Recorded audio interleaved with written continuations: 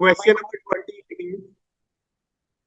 The diagram shows part of the curve y is equal to cos of under root x for x is greater than equal to 0, where x is in radians. The shaded region between the curve x-axis and the line x is equal to p square, where p is greater than 0 is denoted by r. The area of the shaded region is equal to 1. Use substitution x is equal to u square to find out 0 to p square cos under root x d x. आप ये देखें substitution का question नहीं आया था इसमें, वो भी आ गया. अब हम इसको अटेम्प्ट करते हैं.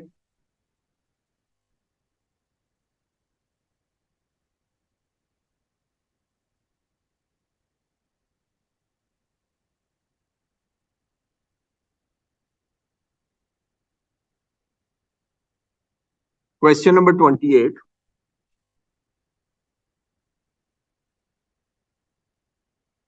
Integral given is 0 to p square cos under root x. अच्छा, इंटीग्रेशन बाय सब्स्टिट्यूशन में हमने किस चीज का ख्याल रखना होता है? सब्स्टिट्यूशन की डिफरेंशिएशन करना और दूसरी लिमिट्स को चेंज करना. ये दो चीजों का हमने खास ख्याल रखना. x is equal to u square is the substitution. अब हम इसको with respect to u differentiate कर देंगे.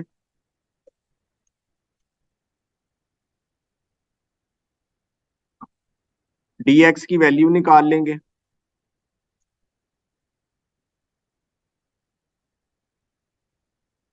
टू यू डी यू आ गया. अब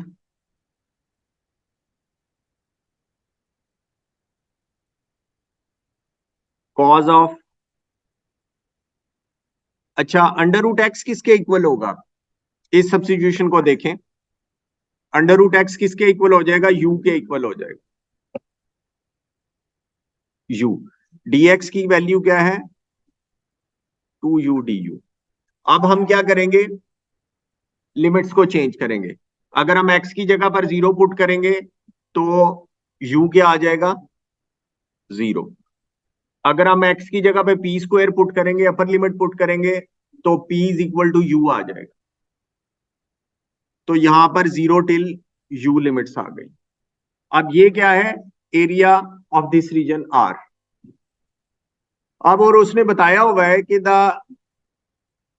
जी जी क्या बेटा, हमने u की लिमिट्स लिखनी है. अगर हम x की जगह पर p स्क्वायर पुट करेंगे तो u की वैल्यू क्या आएगी? अब हमने u की वैल्यूज निकालनी है या x की वैल्यूज निकालनी है? एक मिनट देखें. x is equal to u square है. अब x की लिमिट क्या है? p square. तो x की जगह पर हम p स्क्वायर पुट कर देंगे. U square is equal to p square. तो u की वैल्यू क्या आ जाएगी? p. ठीक है, u की वैल्यू p आएगी. आप ठीक कह रहे हैं.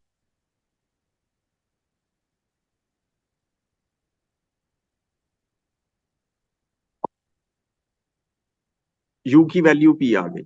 अब ये किस तरह डिफरेंशिएट होगा, इंटीग्रेट किस तरह होगा? बाय पार्ट्स होगा. बिल्कुल सही है. 2 को हमने वैसे ही पहले ही बाहर निकाल लिया इंटीग्रल साइन से. u को हम डिफरेंशिएट करेंगे तो पावर कम हो जाएगी. इसको हम एज इट इज लिख लेंगे. कॉस u की इंटीग्रेशन क्या हो जाएगी? Sine u over 1 minus integration sine u का derivative 1 du. 2 u sine u minus sine x बन जाएगा. साइन x की इंटीग्रेशन क्या हो जाएगी? Minus cos x.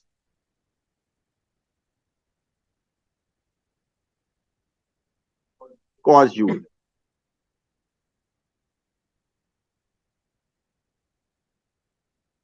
2u sine u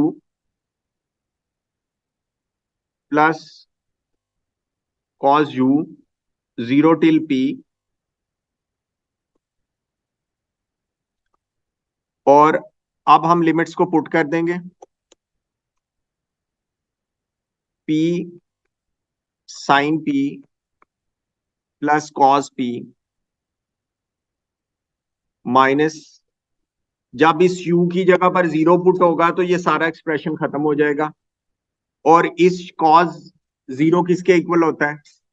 1 के, तो यहां पर 1 आ जाएगा।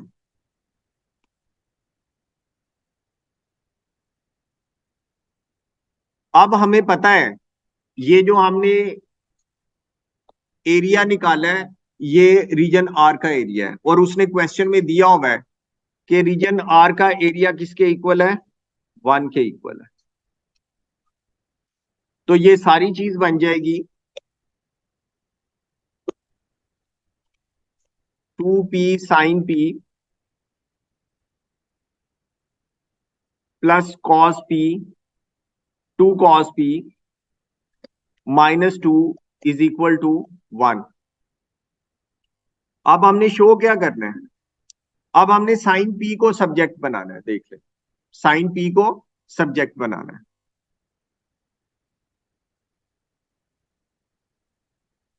2p साइन पी प्लस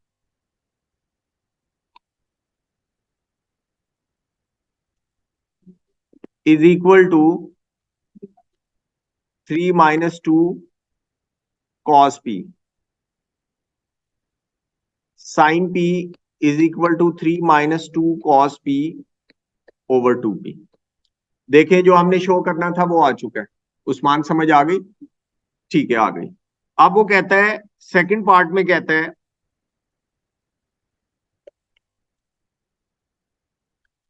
कि यूज द आइट्रेशन फॉर्मूला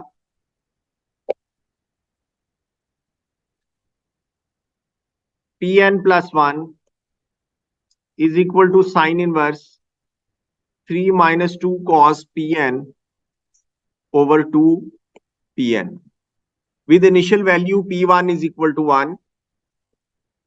हम क्या करेंगे?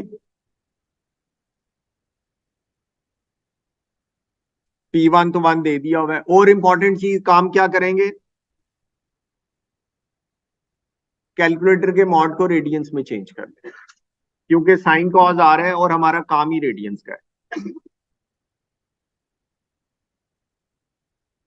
बेटा ये हमजा, बेटा कैलकुलेटर लेके ना इस चीज को हाथ में से गुजारो। कम से कम ये 3-4 नंबर तो पक्के होने चाहिए ना। अब ये देखें, P2 की वैल्यू क्या आ रही है? 1.2859। नेक्स्ट जी, 2467। नेक्स्ट 1.2461। नेक्स्ट, अब ये देखें कि वैल्यू सेम हो गई है। हमने फाइनल आंसर को देना है 2 dp तक। ये देखें 1.25,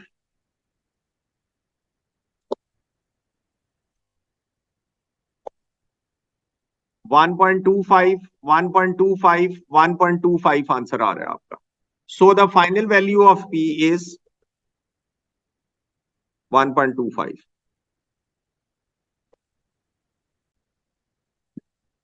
29 कहते हैं, by sketching a suitable pair of graphs show that the equation secant x is equal to 3 minus half x square where x is in radians has a root in the interval 0 to pi by 2। हमने ये बताना है graph बना के कि ये दोनों graphs 0 से पाई बाय 2 में एक जगह पर इंटरसेक्ट करते हैं। मैंने आपको बताया था कि जब भी आइट्रेशंस में आपने ग्राफ बनाने हैं तो मेरे बच्चों, आपने जो एक्स एक्सिस पर रीडिंग्स लिखनी है वो 1 2 3 लिखनी है। पाई बाय 2, पाई बाय 4 नहीं लिखनी। Question number 29, 3 minus half x square. ये है जी, यहां पर दो कर्व्स की बात हो रही है। एक है y is equal to second of x है, दूसरा है 3 माइनस हाफ x। अच्छा जी, हमें इसकी जनरल शेप तो पता ही है एक्स स्क्वायर की, क्योंकि ए नेगेटिव है जो एक्स स्क्वायर का कोएफिशिएंट है, ये क्या बनेगा, सैड फेस बनेगा। ठीक है, और ये 3 यूनिट्स ऊपर चला जाएगा 3 ऐड होने की वजह से। तो इसका ग्राफ हम बनाते हैं, सैड बनेगा। एक्स स्क्वायर का कोएफिशिएंट नेगेटिव हो तो सैड बनता है। हाफ से कोई फर्क नहीं पड़ता। हाफ से ये होता है कि ओपनिंग उसकी क्लोज हो जाती है या वाइड हो जाता है, एक्स स्क्वायर को कोई फर्क नहीं पड़ता। 1 2 3 4, ये आ गया जी। अब हमने काम करना है सिर्फ π/2 तक। π/2 कितना होता है, 1.57। अगर हम इस ग्राफ को थोड़ा सा स्केल चेंज कर लें, इसको 1 कर लें, इसको 2 कर लें, 1.57 यहां पर बनेगा, इस जगह पर 1.57 बनेगा, ऐसे ही है। 1.57 यहां पर, ये ग्रीन कलर का जो मैंने डॉट लगाया है यहां पर बनेगा। अब कल भी मैंने आपको बताया था कि जब आपने सेकेंड एक्स का ग्राफ बनाना है तो पहले आपने कॉस को बना लेना है। अब कॉस का ये ग्राफ होगा,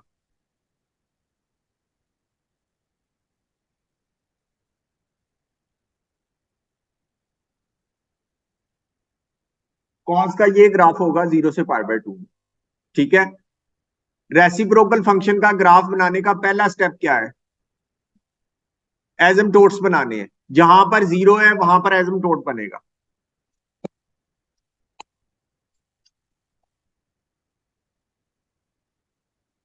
अब आपने मैक्सिमम पॉइंट पे खड़े हो जाना है, विच इज 1, और यहां से आपने क्या करना है, आगे देखें तो वैल्यूज क्या कर रही है, डिक्रीज कर रही है। रेसिप्रोकल्स क्या करेंगे,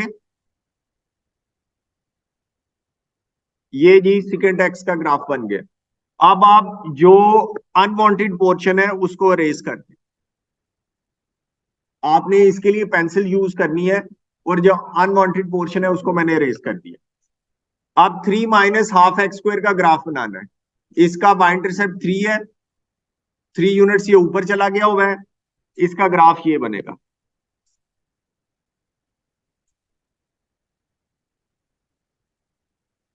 ये प्री साइज नहीं है, हमने बस ग्राफ बना देना। स्केच है, ये ले जी, जहां से मर्जी इसका एक्स इंटरसेप्ट बना दे। जहां से मर्जी इसका एक्स इंटरसेप्ट बने, आप देख सकते हैं कि इसका इस कर्व के साथ 0 से π/2 में एक ही पॉइंट ऑफ इंटरसेक्शन बनेगा। ये पॉइंट ऑफ इंटरसेक्शन बन गया जी। और ये हमने शो कर दिया है कि 0 से π/2 में, 0 से 1.57 में इसका सिर्फ एक एक्स इंटरसेप्ट है। अच्छा जी, अब पार्ट 2 में कहता है कि verify by calculation that this root lies between 1 and 1.4। अब दानियाल, ये बड़ा आसान सी चीज है। वो कहता है 1 और 1.4 के दरमियान में लाई करता है इसका रूट। हम ये किस तरह शो करेंगे, ये जो उसने इक्वेशन दी हुई है ना, आपने इस पूरी इक्वेशन को एक साइड पे शिफ्ट कर देना है,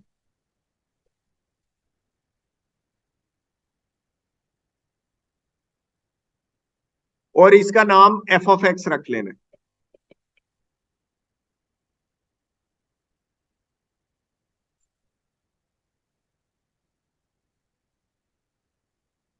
अब आपने इसमें 1 पुट करना है। खास चीज का क्या है, किस चीज का ख्याल रखना है कि कैलकुलेटर का मॉड रेडियंस में होना चाहिए। साइन कॉज आ गया है, बात रेडियंस में हो रही है। हमने एफ ऑफ 1 और एफ ऑफ 1.4 फाइंड आउट करना है। कैलकुलेटर पकड़ लो,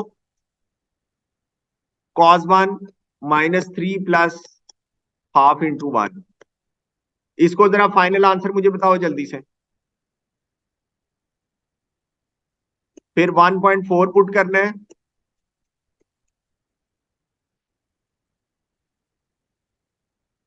ये करो बेटा, हमजा आप भी करो, कैलकुलेटर पकड़ो और सारी कैलकुलेशन परफॉर्म करो। -0 नेगेटिव, दूसरा फंक्शन वही रहने देना था, बस 1 की जगह पे 1.4 लिख देना था। 86 पॉजिटिव, देखें, चले 864,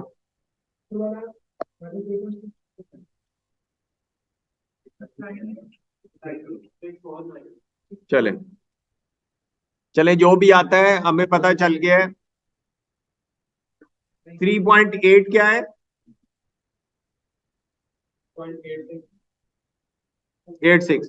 अब ये देखें कि 1 पर एक्स की वैल्यू पॉजिटिव है, ये देखो 1 पर एक्स की वैल्यू नेगेटिव है, ये 1 हो गया, ये 2 हो गया। 1 पर एक्स की वैल्यू नेगेटिव है, 1.4 पर एक्स की वैल्यू पॉजिटिव है। जब हम कर्व को ज्वाइन करेंगे तो एक्स एक्सिस को क्रॉस करेगा कि नहीं करेगा? तो जब भी चेंज ऑफ साइन हो जाए ना, दो एक्स की वैल्यूज पर वाई की वैल्यू पॉजिटिव नेगेटिव हो जाए, तो उसके दरमियान में एक रूट लाई करता है।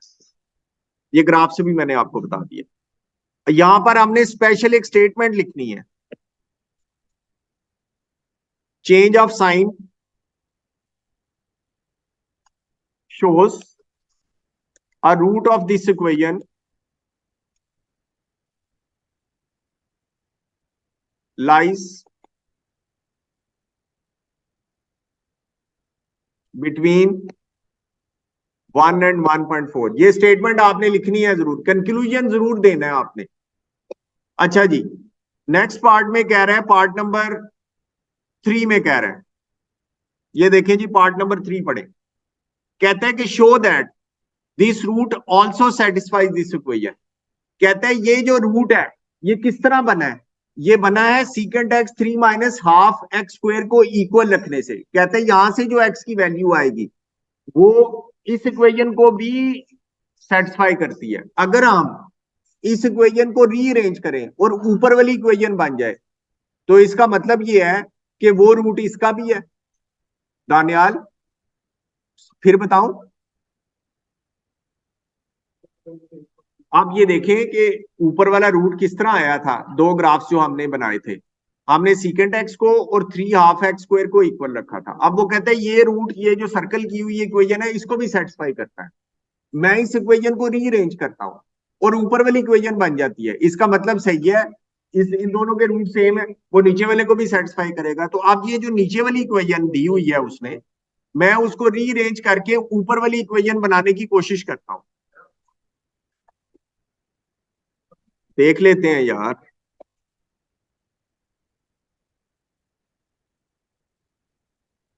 कॉज इनवर्स लेफ्ट साइड पे आके कॉज बन जाएगा।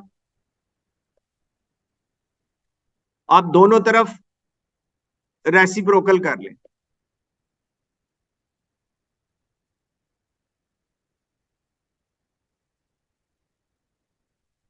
ये ले जी, ये तो ऊपर वाली इक्वेशन बन गई है। इसका मतलब है कि दोनों के रूट सेम है, ऊपर से जो रूट निकल रहा है वो इस इक्वेशन को भी सेटिस्फाई करेगा, हेंस प्रूव्ड। अब पार्ट नंबर 4 में कह रहे हैं,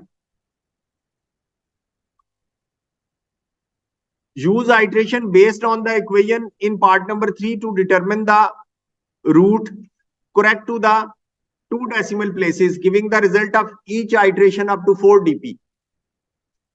आप ये देखें कि आइट्रेशन फॉर्मूला, ये सर्कल की हुई जो इक्वेशन है वहां से बनाना है। अब आइट्रेशन फॉर्मूला किस तरह बनेगा, हम लेफ्ट साइड पर सबस्क्रिप्ट n+1 लिख देंगे और राइट साइड पर x का सबस्क्रिप्ट n लिख देंगे। ये आइट्रेशन फॉर्मूला बन गया। अब उसने इनिशियल वैल्यू नहीं दी हुई, लेकिन उसने 2 पॉइंट चेक करवाए हुए हैं, 1 एंड 1.4। रूट इसके दरमियान में रहता है कि नहीं दानियाल? तो इसका मिड पॉइंट से हम स्टार्ट कर लेंगे। इसका मिड पॉइंट क्या होगा, 1.2। आप जरा कैलकुलेटर पकड़ो और ये लिखो फॉर्मूला। दानियल आप बताएंगे x2 x3 x4 की वैल्यू।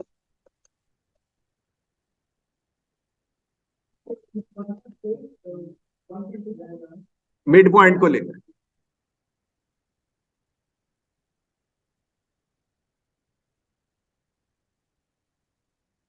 1 पॉइंट, नेक्स्ट क्या है 1.1। हाँ जी है जी। आगे 3 3, 3 दफा 3 है, तो हमने 4 में आंसर नहीं देना। ठीक है नेक्स्ट, नेक्स्ट।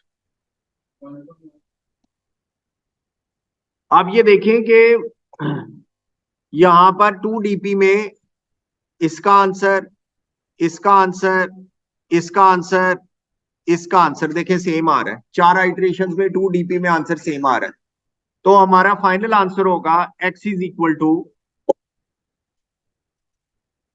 1.13।